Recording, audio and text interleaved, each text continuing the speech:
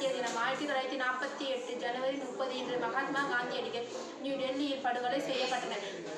India விடுதலைக்காக தியாகம் செய்த அனைத்து தியாகிகளும் நினைவு கூறும் நாள் இது. இந்த நாள் நாடு முழுவதும் 2 நிமிடம் மௌன அஞ்சலி செலுத்தப்படுகிறது.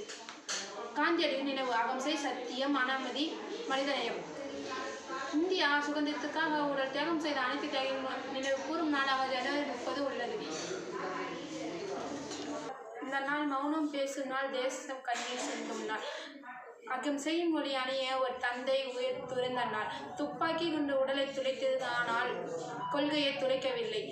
காந்தியின் சத்தியம் காலங்கள் கடந்தும் சாயவில்லை. ரத்தம் சிந்தி விதித்த விதை இன்று சுதந்திர மரமாய் விழுந்தது.